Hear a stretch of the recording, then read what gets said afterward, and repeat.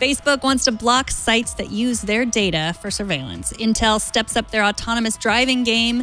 The founder of DuckDuckGo is here to show us how to browse more privately. And Google shows off a smart jacket when what I really wanted was smart pants. All that and a whole lot more coming up on Tech News Today. This is Twit. Bandwidth for Tech News Today is provided by CacheFly at CACHEFLY.com.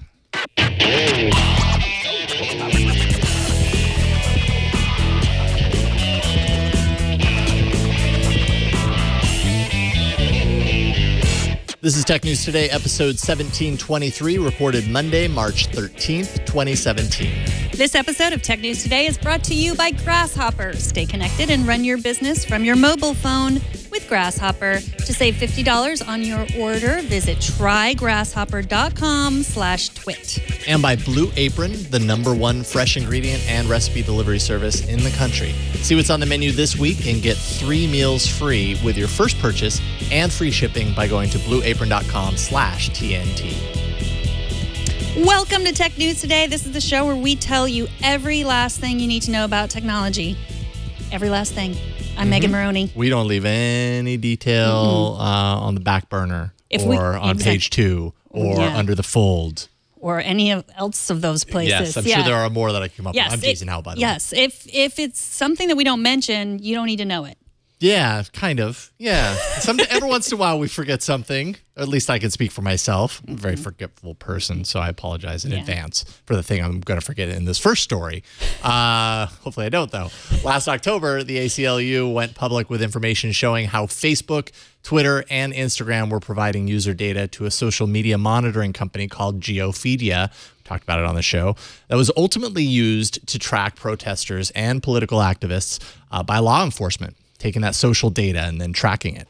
Facebook says it has now updated its developer rules for both Facebook and Instagram to further prohibit that data from being used as ammo for surveillance tools. Facebook says its policies already actually prohibited this, but it really wants to make sure the policy is even more explicit to just make sure that there's a better understanding of those limitations for developers. And I think also to assure users of its stance, kind of get that back out into the press again and say, we don't like that this was happening. We're not going to allow for it.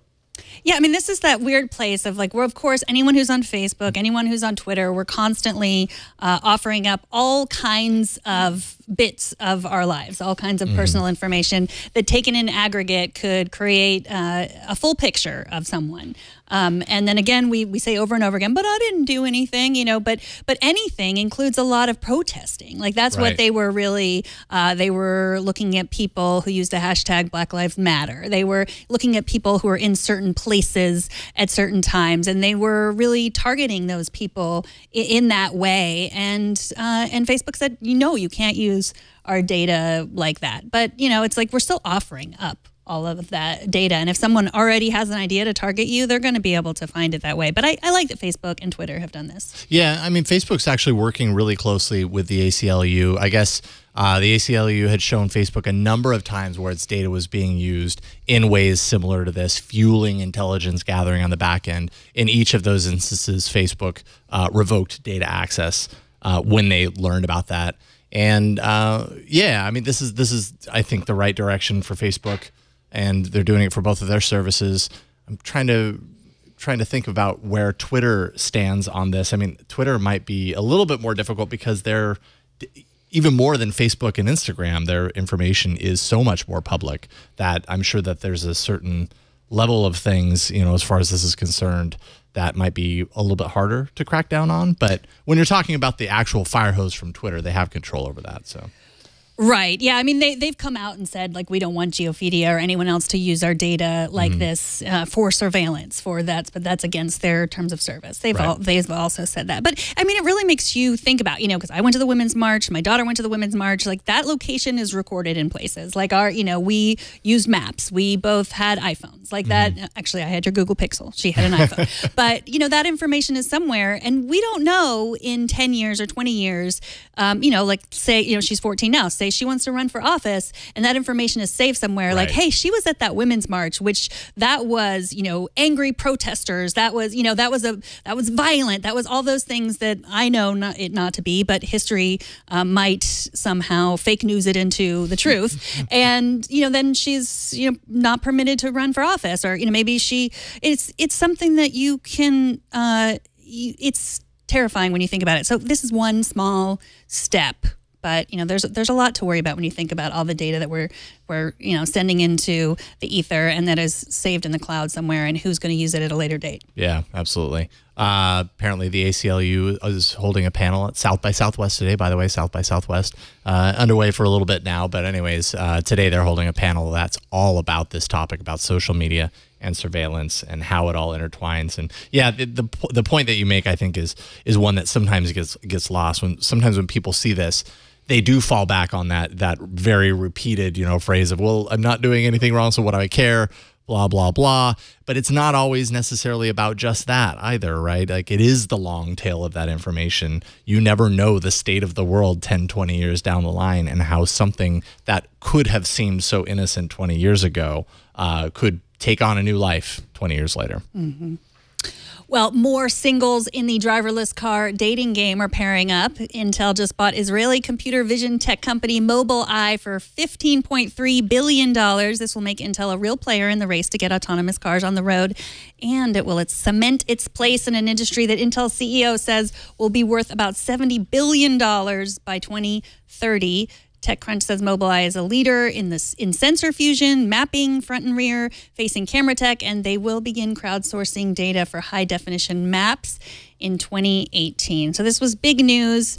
They're obviously Intel was huge in the PC market, which is not as big of a market now, but the one market that's really growing still and still has room for new players is this autonomous driving technology. So it's good that they're getting in there with MobileEye. Yeah, I think that's exactly what this is all about, right? Like, all the big name companies right now are investing heavily in autonomous vehicles and in the technology that's behind that. I mean, it's almost like at this kind of point in technology, we are in some ways where we were, 9, 10 years ago with smartphones and the big boom that was happening there. And everyone, began investing heavily in smartphone technology, realizing that this is the next big thing for the next, however long.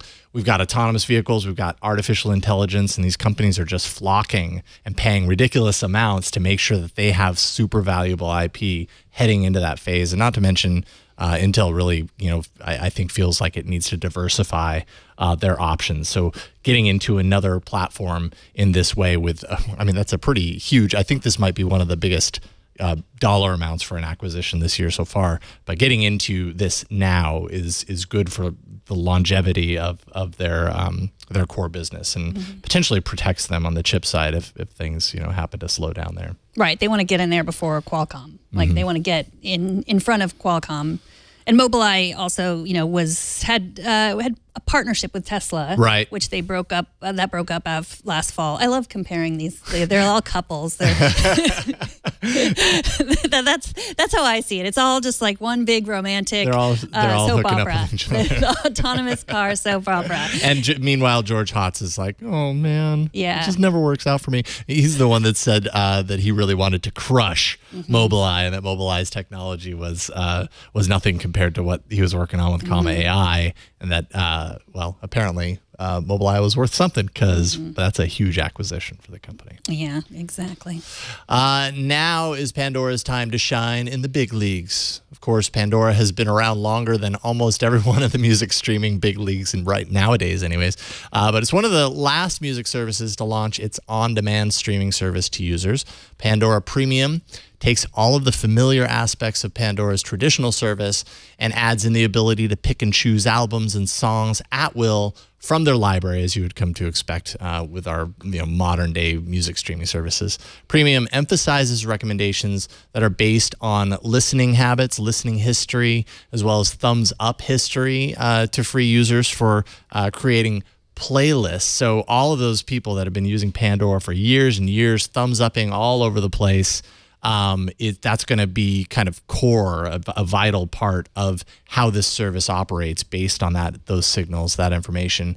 Pandora Premium costs $10 per month, as they all do, and will begin to roll out starting Wednesday on an invitation-only basis at first. So I feel as if I was the last person to pay for Pandora, and I just stopped about 1 month ago. I mean, it wasn't too long ago that you were like, Pandora is my jam. It's my jam. Pandora it's my music is my jam. And I said that just like an old person would say that. You may have also gone. I may have said that. Yeah. So I don't like creating playlists. Like it just seems arduous to me to go through and pick all the songs. And I like to just, show me what you can show me, Pandora. And because I used it for so long, because I thumbed up so many thumbs up. Thumb upped? I don't know. I really want to verbify that. I had given so many thumbs up to songs that it knew me. It really just got me. Yeah. And Apple Music doesn't. I try to make like a radio station of certain songs that I like, and it's like I kind of like the music, but it's not like Pandora. But I just got sick of paying for it because I also pay for Apple Music. Right. You know, everyone in my family would prefer to use Apple Music, and we have a family plan. So, but I don't know, because this sounds good to me. I know everyone says like, oh, too little, too late, Pandora, but they have smart playlists. So like you can hit thumbs up a few times and it just creates a playlist for you. You can, I like that idea, but I think I'm just stuck with Apple Music, pay my, $15 a month and be done with it for family account. And if Pandora can't win you over, then I'm a little afraid for Pandora. I don't know. I mean, yes, they are late to this game. And I think at this point, a lot of people, many people who already have a streaming service, like they've kind of set they've drawn their line in the sand as far as which service works for them. They're all very similar, but they all have their own individual strengths, yet everybody is very passionate about their choice for the most part. Many people love Spotify. I'm a big fan of Google Play Music for a number of reasons. There's a lot of, feature parity, but it would be a lot for me to step away from even play music to Spotify based on where I'm at right now, even though I know Spotify is really great for a number of reasons, let alone go to, Pandora. I don't know why I would do that because, Play Music also has a really good kind of like recommendation engine. I don't know how it compares to Pandora though, because my Pandora habit is so far in the past in history. I stopped the Pandora thing a long time ago. Yeah, so playing a bunch of music from 2008. Yeah, right. You're like, what were you into in 2005? It's all right music, but hey, tastes evolve. But so yeah, I'll be curious to see kind of how this stacks up. They're also going to roll in eventually a feature from Rdio because they had acquired Rdio a year or two ago, a couple of years ago.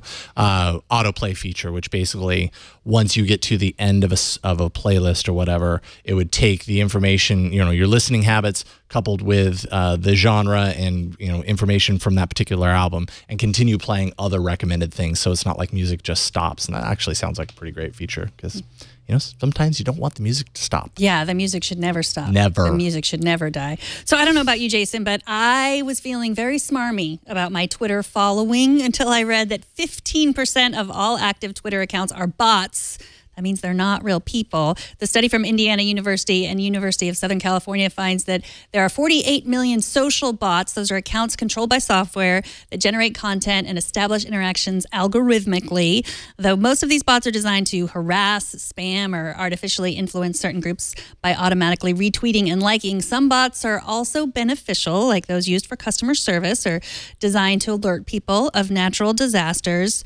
So this study is not so great for Twitter, who's trying to prove their worth on their daily active users. If they're robots periodically, in my experience, are not that good for advertisers. Advertisers don't really want to advertise to bots yet. Mixed signals. You don't really know what you're paying for. And the ability to influence big political groups. I mean, that's what I think this study was trying to point out. Yeah, I mean, it certainly seems to confirm suspicions that I've had as far as like, okay, how many of these replies or these, the large number of likes on something strange, how much of that is real? How much of it is fake? Is AI to the point to where I can have an interaction on Twitter and truly not know that I'm conversing with a robot?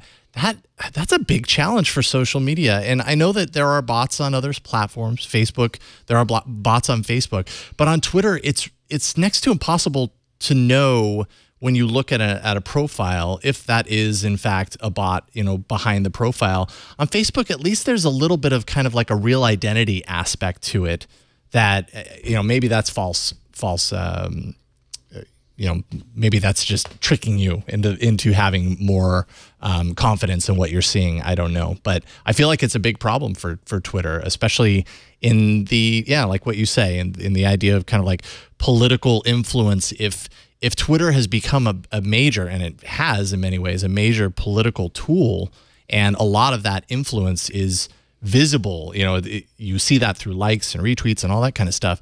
This can really, having an army of bots to back or refute something in large numbers can really influence an even greater number of people. It's a really great propaganda tool. Yeah. Yes. If you're thinking about a world where we're talking about what do the people want? What do they really want? If you're saying oh, well, somebody tweeted something about how great, the new Affordable Care Act is, and 3 billion people retweeted it. That's amazing. People must really love this Affordable Care Act. And it's no, that's a lot of bots.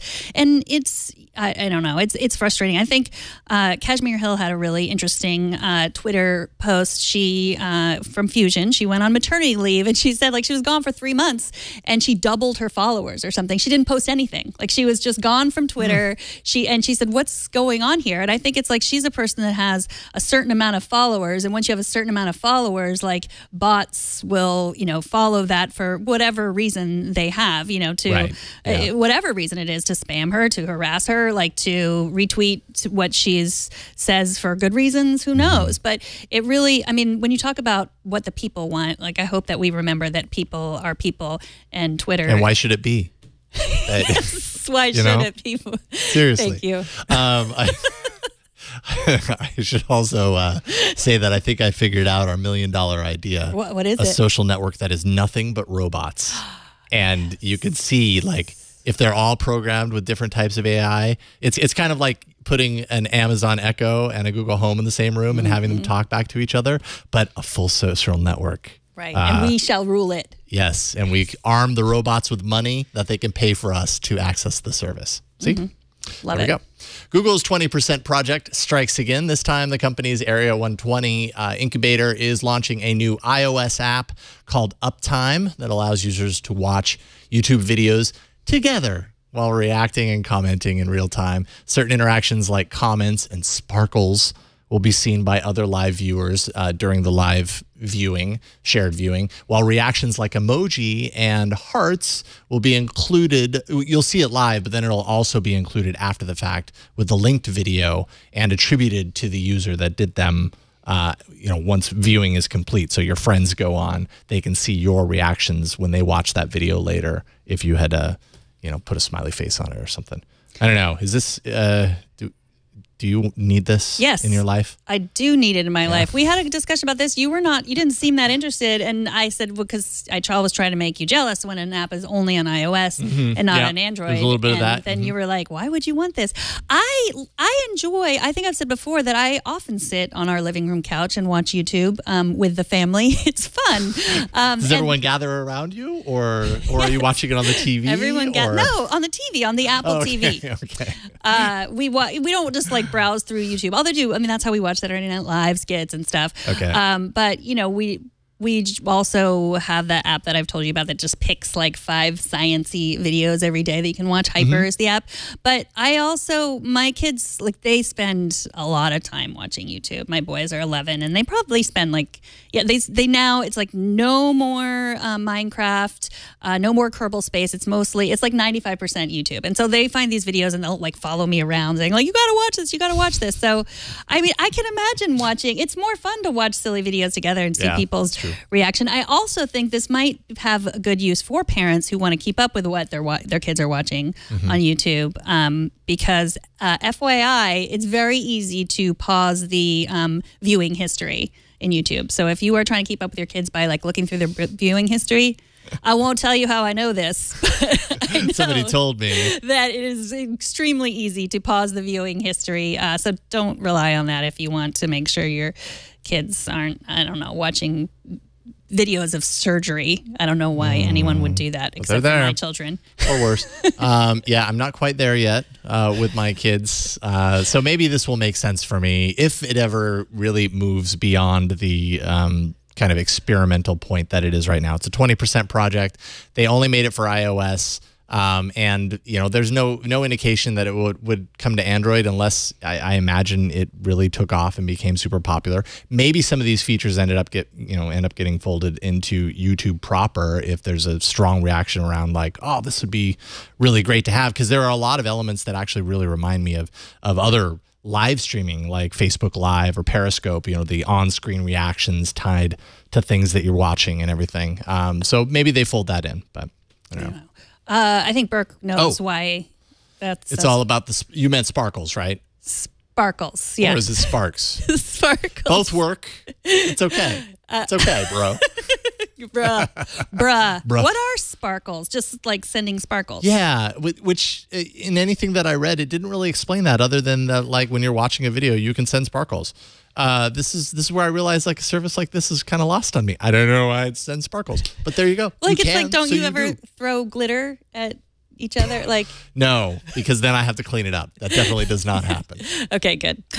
After the break, the founder of the private browser DuckDuckGo is here to tell us how to avoid being tracked while browsing. But first, let's take a minute to thank Grasshopper, the sponsor of this episode. Grasshopper is a virtual phone system that's designed for entrepreneurs. Now, let me tell you how Grasshopper works. It works just like your old-fashioned traditional phone system, but you don't have to purchase any new hardware. They have an iOS and an Android app, and then a caller who wants to reach your business can reach you wherever you are on your mobile phone, but you don't have to give them your mobile phone number. It's a separate number. Grasshopper allows you to keep your existing number, and that way you can maintain your brand and keep it, of course, separate and private from your regular cell phone number. Whenever you make a call, your client will automatically see your Grasshopper caller ID, not your personal phone number. All you have to do is select a toll-free or a local number, record a custom greeting, say whatever you want, and then add multiple extensions for your business. Toll-free numbers are great for marketing, and they also make your business sound more professional. You can set up department and employee extensions with custom call forwarding to any phone in the world. So you can use Grasshopper with your employees. So same thing. They don't have to share their personal numbers. You can just see your business number and their business extension. You can get voicemails emailed to you as audio attachments, and you can also send and receive SMS text messages from your business number. Join over 250,000 Grasshopper customers today. Plans start at just $12 a month, and you can try it with a 30-day money-back guarantee. So turn your smartphone into a business line with Grasshopper. To save $50 on your order, go to trygrasshopper.com/twit. That's trygrasshopper.com/twit, and we thank Grasshopper for their support. So last week, the headlines screamed that the CIA had broken encryption on WhatsApp and Signal. That turned out to be not so true, and who cares anyway, because it's a new week and we've all forgotten about WikiLeaks. But you know who hasn't forgotten about helping people protect their privacy? Gabriel Weinberg, founder of DuckDuckGo. Welcome to the show, Gabriel. Hello, my pleasure. So you started DuckDuckGo in 2008, which was long before the Snowden revelations. Tell us a little bit about what it is and what made you decide to start it. Sure. So DuckDuckGo is a search engine, and we don't track you. So we're like Google, except that when you search on DuckDuckGo, you're completely anonymous. And yeah, I started it a long time ago in tech years now, about a decade ago. Originally, I was actually fed up with Google results for different reasons. Back in 2008, if you remember, there was a lot of spam in the results, and they lacked instant answers. And so we got ahead on both of those fronts. But after I released it, I started really investigating search privacy and really realized that, you actually don't need to track people to make money in web search. You can make money just based on the keywords that they type in. And Google is an advertising network, so they need to track you across the whole web.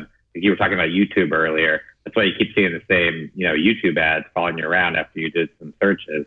Whereas on DuckDuckGo, we just run a search engine. We don't run an advertising network. And so we can run search results without tracking you at all. And that's just a better user experience.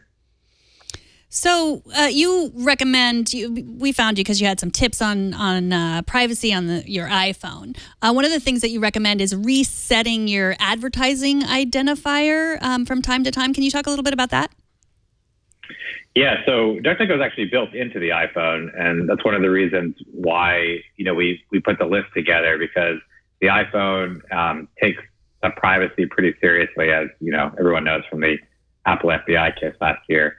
But to answer your question specifically, they have an advertiser identifier that's built into the iPhone that lets apps, how they kind of track you across apps, advertising networks. And you can actually reset this if you go into, you're showing on the screen now, if you go into a particular part of the settings, you can reset it as much as you want. Now, what's really interesting is that, and the reason you might want to do that is not just to get people to stop from tracking you, but actually that, there's another setting called limit ad tracking, and that's actually it's voluntary from the app provider whether they're going to honor that or not.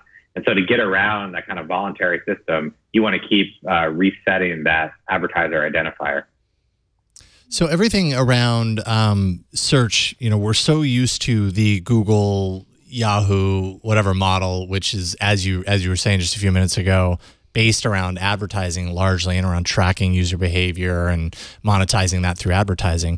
DuckDuckGo, of course, doesn't do advertising in that way. How do you make it worth it for you as a business? Like, how do you end up monetizing the service that way? Yeah, so DuckDuckGo is actually profitable. We've been profitable for several years. We actually syndicate Yahoo and Microsoft advertising. What people don't realize is even on Google, they make most of their money off the search engine itself, just based on the keyword you type in. So you type in mortgage, you get a mortgage ad. And so it's really a myth that anyone needs to track you to make money in web search. It's the lucrative place because of that search intent. Really, all that tracking is because of all these other, ad networks that Google runs, AdSense and AdMob. A recent study showed from Princeton, looked at the top 1 million websites and apps and found Google trackers on 75% of them. And so it really is just, people think it's about the search engine, but it really has nothing to do with the search engine.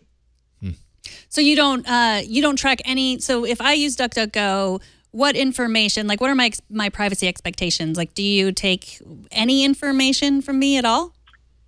No, zero information. We have no accounts. We throw away IP addresses. And so really every time you search on DuckDuckGo, it's like you've never been there before from our perspective. You're completely anonymous.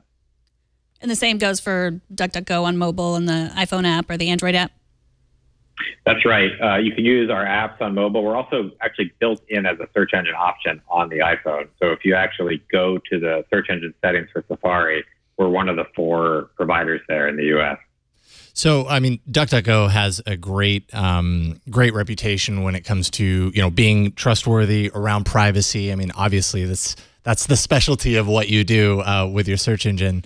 There are a lot of services. There are a lot of sites, a lot of VPNs, for example, that all claim that they are respecting privacy of users.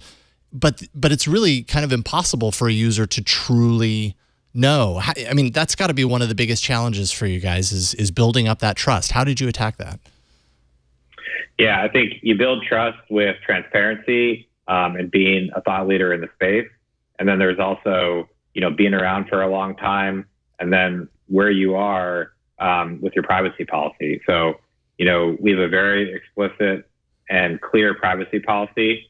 And time again, if you're found to violate that, especially in the U.S., you can get in big trouble. And if you're intentionally kind of misleading about it, you can ultimately get into serious penalties. And so with all that behind us, we've built a lot of trust.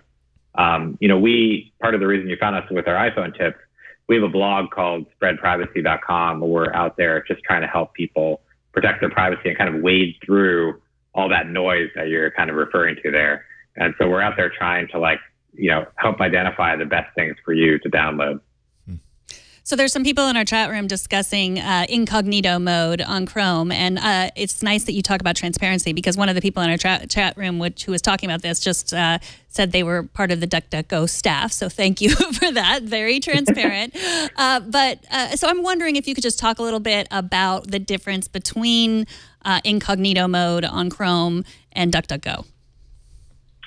Yeah, this is another one of these myths that we have a blog post on spreadprivacy.com. We actually ran a survey with about 5,000 Americans, and 75%, I think 77%, overestimated the privacy they're getting from incognito mode.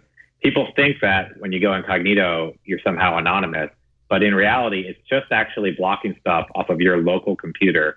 All the sites that you visit, including Google, can still be tracking you, saving all your searches. Your ISP can still see where you go. It really is just your local computer. And so some of the misconceptions people have about private browsing mode is that their searches will not be saved or seen by their ISP or search engine. It's simply not the case. So if you really want to be anonymous, you actually have to kind of use services that don't track you or add another layer on top, like a VPN or Tor. I imagine you probably feel pretty strongly about this one. Shouldn't all search engines be privacy focused? I mean, it really seems like in this day and age, information can be weaponized so easily. There's just a lot there's a lot for people to lose. What do you think about that? Yeah, absolutely. I mean, if you think about it, people have gotten a little more nuanced about what they share on social media, but they're still not really thinking about their search privacy as much, like even though you're typing kind of your medical and financial problems directly into your search engine.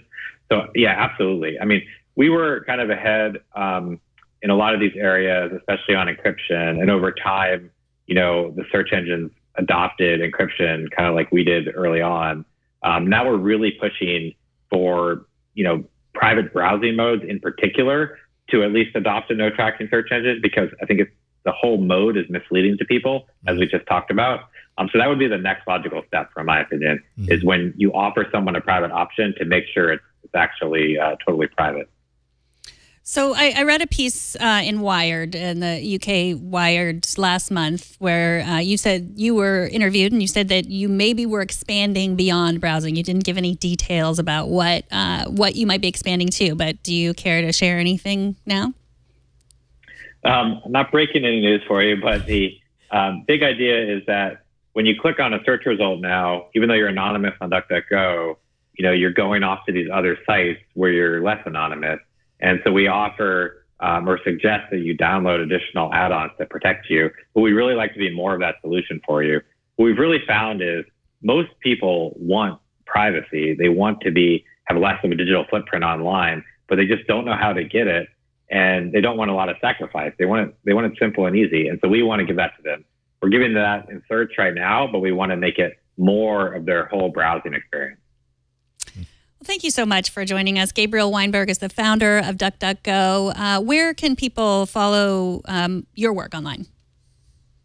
You can follow us at DuckDuckGo on Twitter. I'm at Yegg, Y-E-G-G. And then the blog I mentioned is spreadprivacy.com. All right. Thanks so much. Thank you, Gabriel. Have a great night. My pleasure. Thank you. Take care. All right. Feedback time. Marlon writes about an ongoing discussion that we've been having about high fidelity streaming services. He says, someone wrote in about the bitrate of Google Music being too low, 192K kilobits per second to be exact. The option of higher bitrate is located in settings, excuse me, on iPhone and Android. The setting is only for streaming over mobile networks, not Wi-Fi. And I believe they have or are implementing the settings for Wi-Fi in a later update. Before, if you were on Wi-Fi, the bitrate stream would fluctuate depending on bandwidth of your home network, same as how YouTube would automatically change quality depending on your network speeds. And by the way, Google Play does support most lossless files, but he says, I believe, only if you load it into the phone manually. And I've been doing some searches around. Like I see most of the services right now stream at around 320 kilobits per second. So I'm actually kind of guessing that but nothing from Google directly on this, but I'm guessing that their probably streaming rate, if you're connected to Wi-Fi, is probably let it all through, and it's probably 320 kilobits per second, which is going to be plenty for most people. That's double the quality of the standard 192. So. And when you listen to music on your phone, is it all streaming? Like, do you have music files that were your own music that you upload manually? No, I don't really do that. I mean, there's a lot of people that enjoy having something like a micro SD card slot for exactly that. They can just throw all of their lossless audio files on there, and and it's almost like a disc that you're just swapping into your phone. But a lot of phones don't do that now. I mean, I don't really feel the need personally. When I'm in mobile, I'm in a different environment. I'm happy to kind of take a little bit of that quality cut because I'm just at the gym or something. You know what I mean? But if I sit down or if I'm at home listening to music, I might want a little bit more of an improvement, and you can get that in other ways. You know? Right. So when you're at home listening on your hi-fi. Yeah, exactly. If I had a hi-fi, which I don't. Coming up, Google's tight fit and wearable contest. But first, let's take a minute to thank Blue Apron, the sponsor of this episode. Blue Apron is the #1 fresh ingredient and recipe delivery service in the country. Blue Apron's mission is to make incredible home cooking accessible to everyone. Blue Apron delivers seasonal recipes along with fresh, high-quality ingredients to make delicious home-cooked meals for less than $10 per person. Each meal comes with a step-by-step, easy-to-follow recipe card and pre-portioned ingredients that can be prepared in 40 minutes or less. Really quick, actually. Not all ingredients are created equal, so it's important to know where your food comes from. And Blue Apron sets the highest quality standards for their community of over 150 local farms, fisheries, and ranchers across the U.S. So seafood sourced sustainably, beef, chicken, and pork come from responsibly raised animals. Produce is sourced from farms that practice regenerative farming. And by shipping the exact amount of every ingredient that's required for a recipe, Blue Apron's reducing food waste. It also makes making those recipes a whole lot easier. The freshness guarantee promises that every ingredient in your delivery arrives ready to cook, or they'll make it right. Blue Apron delivers to 99% of the continental U.S. There's no weekly commitment, so you only get deliveries when you want them. You can customize your recipes every week, so you can go in there each week and determine which ones you're going to get, and based on your dietary preferences, kind of craft it around that. You can choose from a variety of new recipes every week. Or if you just kind of want to let it fly, let Blue Apron's culinary team surprise you, you can do that.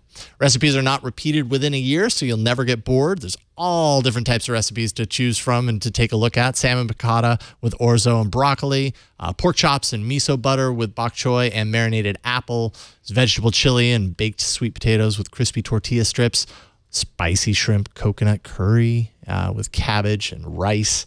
All super delicious. Check it out for yourself. Check out this week's menu and get 3 meals free with your first purchase and free shipping by going to blueapron.com/TNT. You'll love how good it feels and tastes to create incredible home-cooked meals with Blue Apron. So don't wait. Go to blueapron.com/TNT and check it out for yourself. Blue Apron, a better way to cook. TNT's fan of the day is Paul Bueno on Twitter, who says, "Love running my daily 5K while watching Tech News Today." I am impressed with Daily Paul. 5K. Yes, there he is on the treadmill, so he can watch and run. Take a lesson from Paul. We are the carrot that is being dangled in front of him as he runs. Yeah, and I'm wondering, like, on the days that, like, sometimes the show, like, it's like 50 minutes, sometimes I know, right? it's 30 minutes. What, like, does he get to run slower or faster? Yeah, does that I hope inform so. inform the treadmill how fast it's going to Yeah. move? Let's talk it's like, faster. oh, it's a short show. It's going to move like twice as fast. Yes, we'll be thinking about you, Paul, and adjusting our speed. Yeah, let's slow it down accordingly. a little bit. We need Yeah. Paul needs a little bit of a break. So record a video of yourself, take a picture of your setup, post it to Instagram, Google+, Twitter, Facebook. Use the hashtag HowIWatchTNT, and we will find it. All right. There's wearables like, little smartwatches that you wear on your wrist or a little face computer. And then there's wearables like a technology-infused Levi jacket where the denim fabric is actually conductive.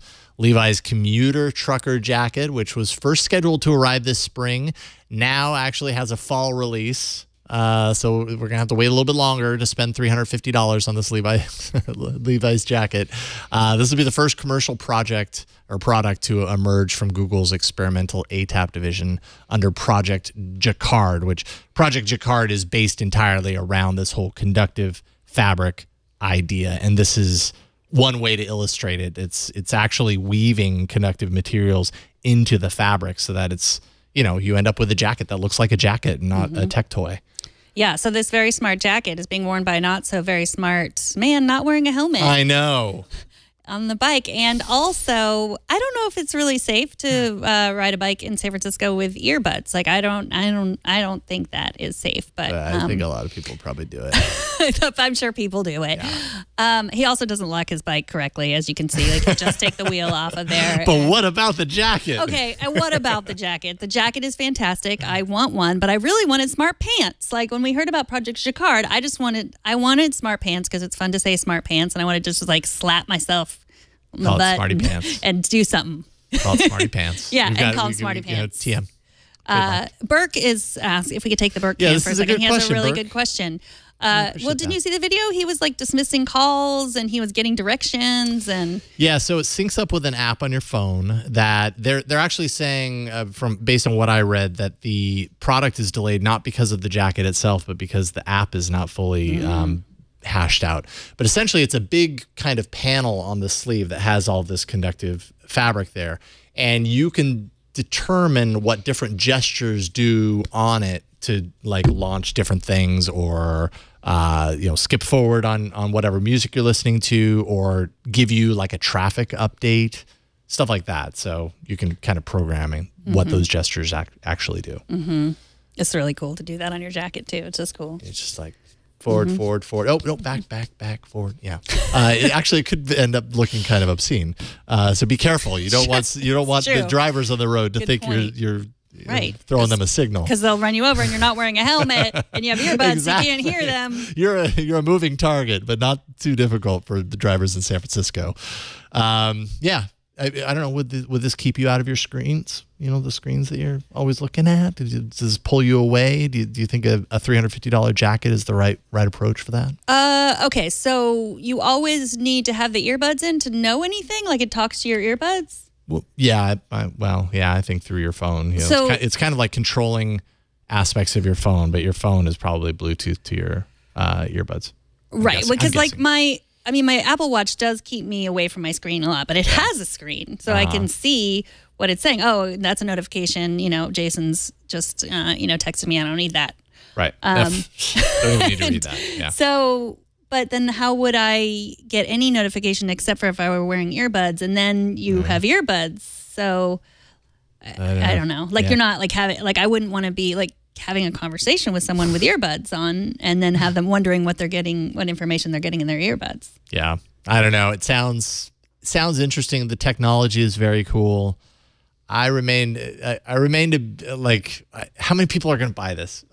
Are really a lot of people going to spend $350 on this jacket? Probably that's not. the question that I have. It's a nice looking jacket, though. It's a nice looking jacket. It's stylish. Yeah, absolutely. I mean, lots of people pay $350 for jackets that are dumb. For Levi jacket? Are Levi jackets normally $350? I don't know. Really like high fashion Levi jackets. High fashion jackets sometimes cost $350. Okay. I don't buy them, but I know there are people that do. Okay. Well, then it might have somewhat of an audience. Remains to be seen. TNT records live every Monday through Friday at 4 p.m. Pacific, 7 p.m. Eastern, midnight UTC at twit.tv/live. You can be part of the show by emailing us, tnt@twit.tv. Leave us a short voicemail at 260-TNT-SHOW and find us on Twitter. We're at Tech News Today TV. You need to subscribe to the show. You really do. You need to get it right away before anyone else does. Get it, then you'll know if you need the smart jacket or not. Find out all the ways at twit.tv/TNT. Come see us in person. We love having a live audience. Just email tickets at twit.tv. Let us know when you're coming, and we'll put the most comfortable chair out just for you. And if you want to tweet at me, I'm at Megan Maroney. And I'm at Jason Howell on Twitter. Thanks to Brian for pushing buttons and keeping the video on track. Thanks to Burke for pushing buttons here in the studio and writing things occasionally, keeping us on track. And Brian, thanks to you again, because I heard that you're editing the show today. Actually, thanks, Megan reminded guys. me. Yeah. Because I never remember. And thanks to you for talking tech with us today. We'll see you all tomorrow. Bye, everybody. Woo-hoo.